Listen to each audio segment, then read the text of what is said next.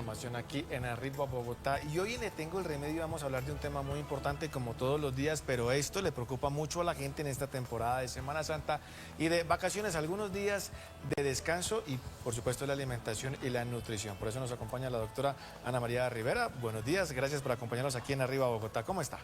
Buenos días, muy bien, muchas gracias por la invitación.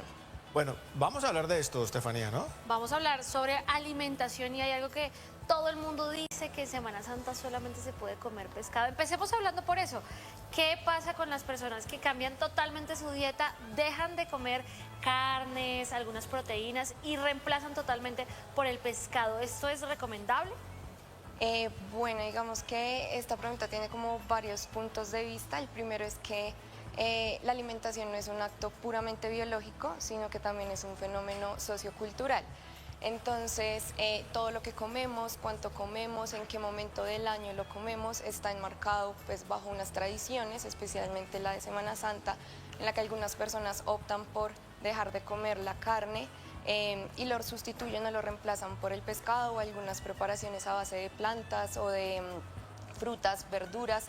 Esto digamos que lo fundamental es primero respetar estas creencias y acompañarlas sin descuidar la calidad nutricional. Entonces no es únicamente, por ejemplo, dejar de consumir la carne, sino porque lo voy a reemplazar. Algún alimento que tenga un perfil nutricional en lo posible igual o muy similar.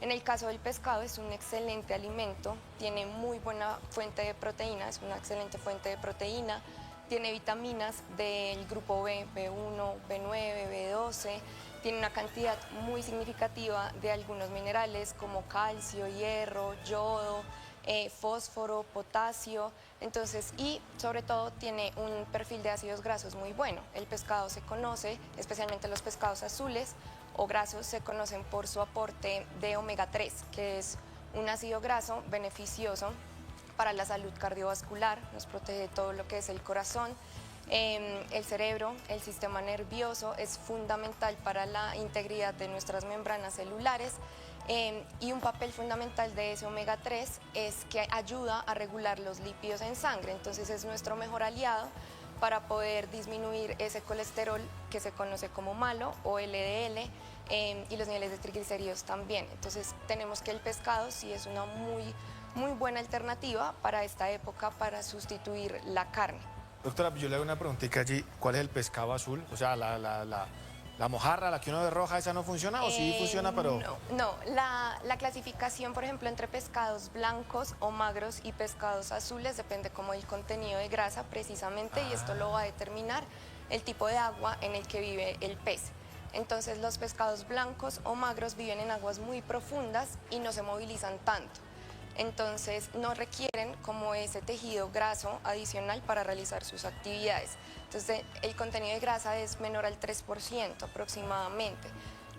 Dentro de ellos encontramos por ejemplo la tilapia, la mojarra, bocachico, merluza y por el otro lado los pescados azules o grasos tienen más o menos 5% de grasa y esto se debe a que viven en aguas superficiales y muy frías. Entonces también migran muy frecuentemente y desarrollan ese tejido graso adicional para desarrollar estas actividades.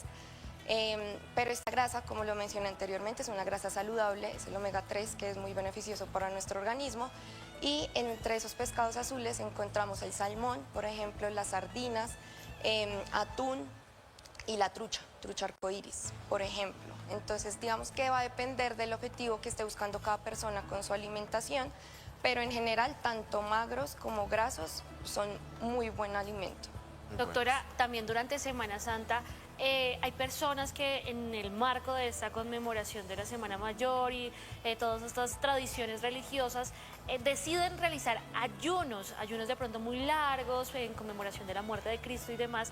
¿Es sano realizar estos periodos de ayunos tan largos? ¿Cuál es la recomendación? Bueno, digamos que respecto al ayuno hay que tener en cuenta varios factores porque no es tan recomendable en algunas poblaciones. Las personas que realizan ayuno son personas, digamos, que tienen que tener unas características muy especiales. Por ejemplo, no se recomienda en mujeres gestantes, lactantes, personas con trastornos de ansiedad o algún antecedente de un trastorno de la conducta alimentaria. Entonces, lo que mencionó anteriormente es muy importante respetar las creencias y las tradiciones, pero puede haber algún punto en el que choque esto con la condición de salud de las personas. Entonces, la recomendación es sí hacerlo guiado por algún especialista siempre, sea durante esta Semana Santa o independientemente del momento del año, pero el ayuno es un tema que sí tiene que estar muy guiado por algún profesional. Ana María, ¿cuáles son esos síntomas para uno decir, uy, mucho cuidado que a mí este ayuno me está haciendo como daño? O cambié totalmente la alimentación durante estos días, jueves, viernes, sábado, me pongo solamente a comer pescado. ¿Cuáles son los síntomas? No sé, de pronto un mareo, se siente...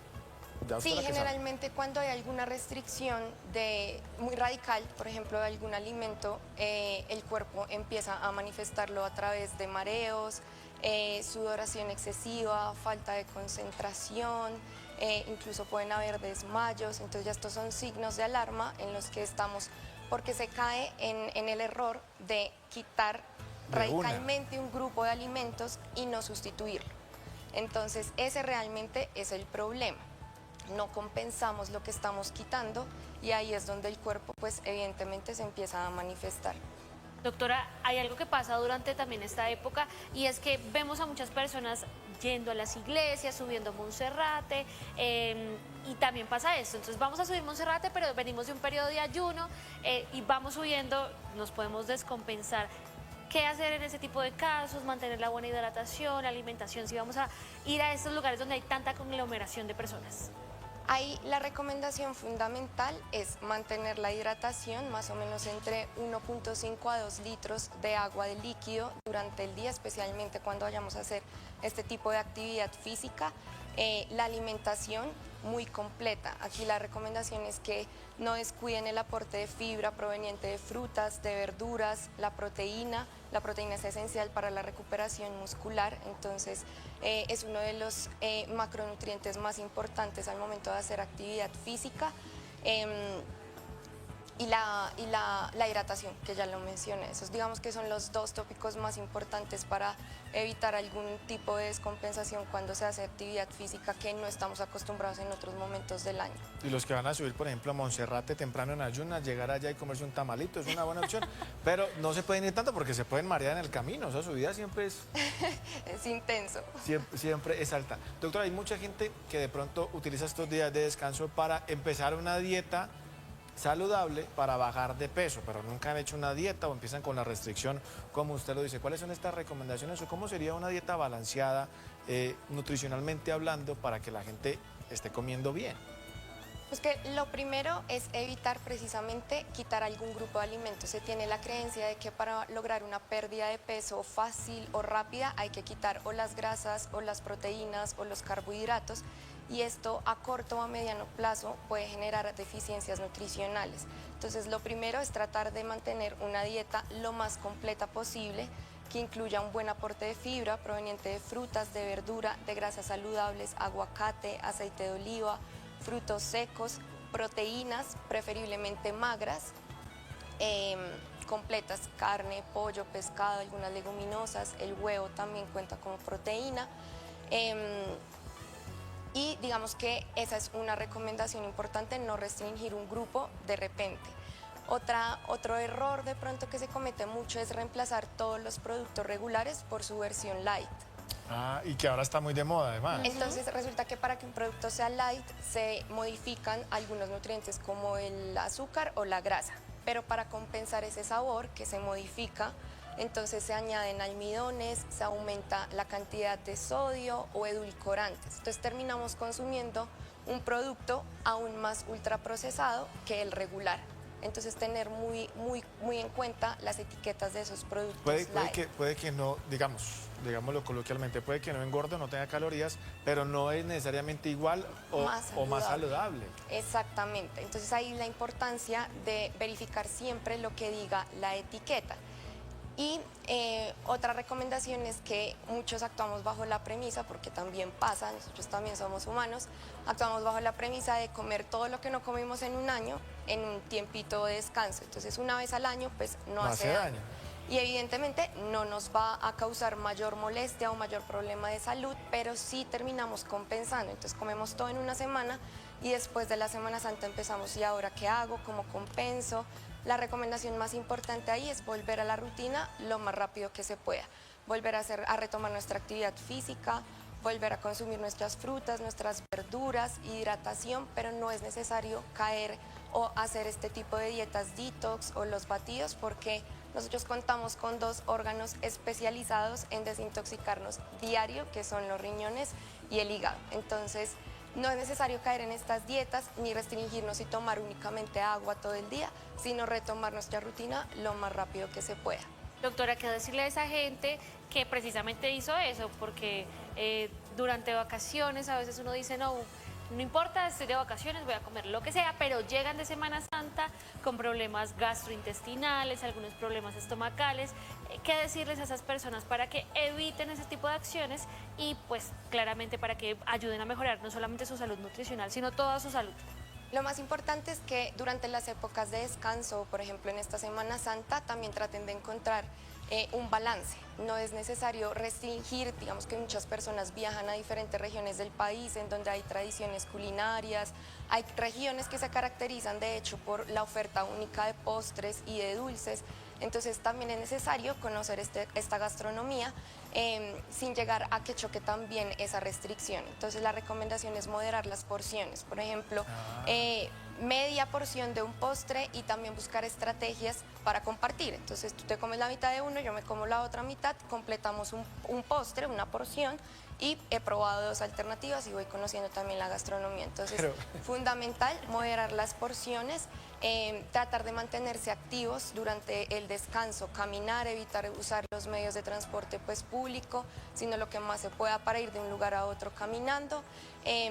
Y como lo mencionaba antes, retomar, no empezar con dietas o ayunos extremos después de Semana Santa, sino de una apenas se pueda volver a incorporar frutas, verduras, hidratarse muy bien, retomar los niveles de actividad física que teníamos antes. Doctora, hoy Aníbal hizo caso, me dio la mitad de la arepa. Ah, bueno, ahí No, ya... y a eso iba, ojo, la recomendación es la mitad de la porción. No es que compremos 2 y sea 1,5 y media. Muy bien. Doctora, pues ya llegamos al final de este espacio, aquí esta recomendación final para que la gente se cuide en su alimentación en estos días de la Semana Mayor. Nada, que lo hagan con mucho balance, conozcan también la gastronomía, seguir las tradiciones, esto hace parte de ese tejido cultural que tenemos como sociedad. Sin descuidar esa calidad nutricional, prioricen mucho lo que son frutas, verduras, hidratación y actividad física sin necesidad de dietas extremas o ayunos muy prolongados. Doctora, muchas gracias y estas son las recomendaciones para Aníbal y todos nuestros televidentes. Muchas gracias. Gracias. La inmediatez, veracidad y confiabilidad de la información son vitales en la era digital. Por eso, suscríbete a nuestro canal de YouTube y entérate de las últimas noticias, especiales, entrevistas, documentales y mucho más contenido. Somos El Tiempo. Suscríbete ahora.